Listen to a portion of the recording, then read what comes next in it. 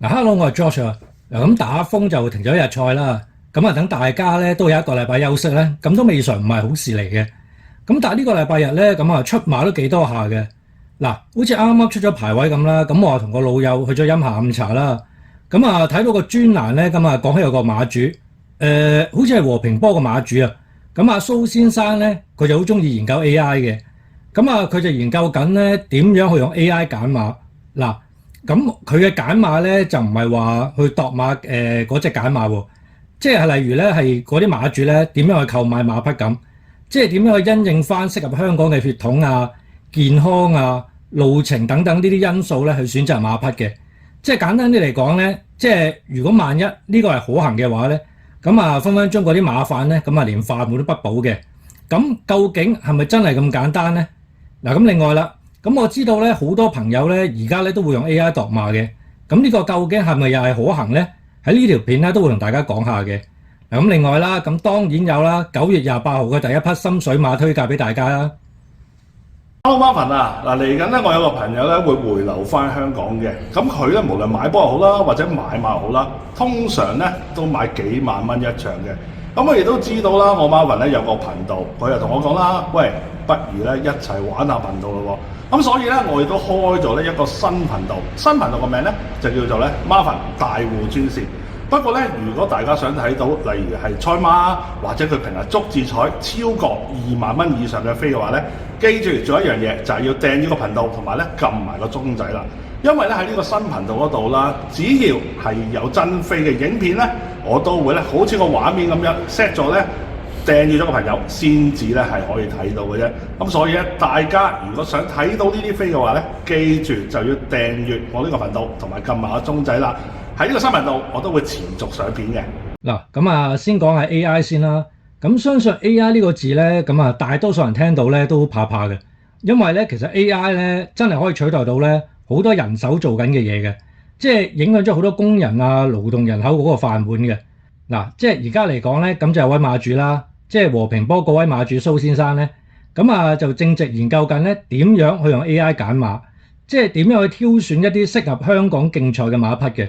嗱，即係簡單啲嚟講，即係以 AI 嘅科技咧兼顧馬販嘅工作。咁其實得唔得咧？究竟嗱，我就覺得唔得嘅。嗱，咁啊首先咧，即係如果計 AI 嘅話咧，咁 AI 可以取代嘅工作大把啦。即係甚至乎而家嘅教師，即係根本已經可以用 AI 去取代嘅。即係或者係一般啦，即係唔係話做手術嘅醫生啦，即係亦都可以用 AI 去睇症，然後去配藥咁樣嘅。咁但係如果以 AI 去取代馬販，咁又得唔得咧？嗱，咁其實咧好多嘢咧都要講經驗嘅。其實馬販去選擇馬匹咧，即係除咗睇啲紙上嘅資料之外咧，即係例如血統啊、父母系啊，究竟個場地性能如何啊，個賽事究竟啱唔啱去跑之外咧，即係亦都要睇下個型格。即係亦都要去諗下呢匹馬咧，究竟啱唔啱某個地方去發展嘅。嗱，咁當然你夾硬咁輸入一啲數據咧，咁一定行得通嘅，佢實俾到嘢你睇嘅。咁但係好多嘢都需要有經驗嘅老手噶嘛。即係簡單啲嚟講，即係我覺得 AI 可以取代到西醫，咁但係 AI 咧就並不能取代中醫一模一樣。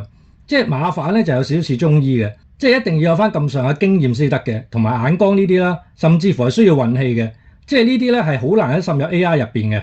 咁好啦，另外啦，即係而家好多後生嘅朋友咧都會用 AI 度馬嘅。咁當然啦，係乜一個字懶啊嘛，又或者係覺得度馬買馬好難喎，即係又要計啲賽事啊、血統啊，又要睇走位咁啊，要中已經難啦，仲要做咁多功課添，咁不如賭下波好過啦。即係其實咧呢個就係而家社會嘅趨勢嚟嘅。嗱，不過咧我可以講俾大家聽咧，即係你用 AI 去度馬咧，其實最終度到嘅都係熱門嚟嘅。即係你冇可能度到冷門嘅，咁我相信咧有用嘅朋友咧就一定會知嘅。即係正宗係贏粒糖輸間廠嗱，即係有用嘅朋友咧，即係你可以同我講有冇可能度到啲冷門啦？即係就算度到，你又敢唔敢買咧？其實咧好多 AI 咧都入晒一啲數據落去咧，即係其實越多有利嘅數據或者越多有利嘅賽績同埋時間嗰啲咧，咁其實嗰隻馬你知我知大家都知嘅，即係有乜可能唔熱咧？咁所以 AI 度馬咧冇錯係可能得，不過咧你就可能咧只係可以中一啲熱門咁解咯，即係你要中冷門爆冷嘅就一定冇份咯。所以咧，我相信咧，即係如果係鍾情 AI 嘅朋友咧，其實都可以試下嘅。即係你話懶得去度馬咁啊，又或者係即係唔係好想花太多時間喺賽馬身上嘅。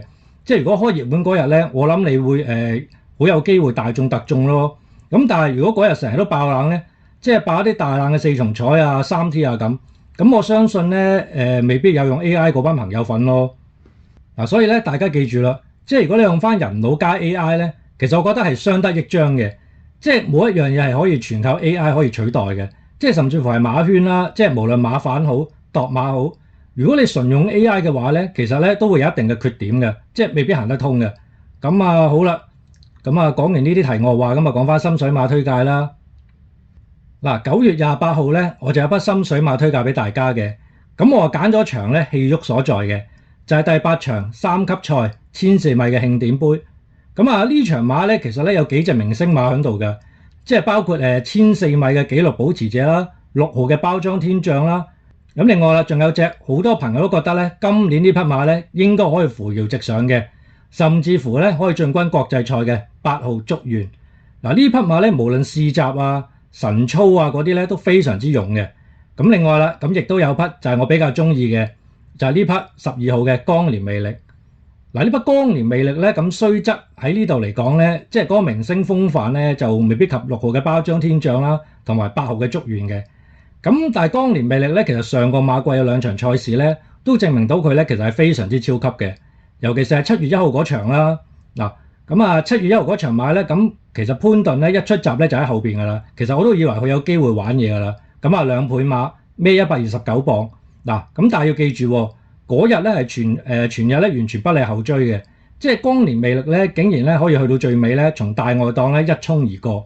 咁啊雖然咧嗰場啲對手咧就唔係話十分之標青，即係都係嗰啲米奇啊、得道猴王呢啲馬。咁但係睇到光年魅力嗰個姿態咧，佢係絕對有級制賽嘅風範嘅。咁另外啦，咁呢場馬其實我頭先講嗰兩隻馬咧都各有缺點嘅其實，因為例如咧好似6號嘅包裝天將啦。咁啊，雖然佢係1400米嘅紀錄保持者，咁但係你睇佢嘅腳法咧，即係尤其是係上季輸俾合夥奔馳啊，同埋越進歡欣嗰場咧，你見到隻馬咧，其實真係有開始咧有少少要爭情嘅跡象嘅。今次咧佢排個7檔咧，咁啊應該易跑啲嘅。咁至於8號嘅竹園咧，咁呢匹馬咧其實咧有少少瑕疵嘅，不過咧佢個狀態咧係非常之勇㗎啦。咁但係咧佢最好嘅跑法咧，咁我相信咧騎練今季咧仲未斷定到嘅。即係究竟咧係擺翻前走好啲啊，定係好似3月23號嗰場打比咁咧，從後殺上輸個短頭嗰隻跑法最好咧？咁啊，即係如果今場咧佢用留後嘅戰術咧，咁我覺得咧就未必合適嘅，因為同場咧未必有太快嘅步速，所以你嘅竹園咧如果擺前走咧，咁啊又驚無端端會有馬搞佢喎。咁所以咧呢隻包裝天將咧同埋竹園呢兩隻熱門咧，其實咧都係有少少問題有隱憂嘅。咁雖然光年魅力咧今次就擺潘頓。咁但係頭先我都講啦，有隻包裝天將同埋竹園呢啲明星馬喺度咧，咁光年魅力咧，我諗熱極咧都有個譜嘅。咁至少咧我都相信咧呢場咧會喺呢6質將入邊咧賠率較有分頭嘅一將嚟嘅。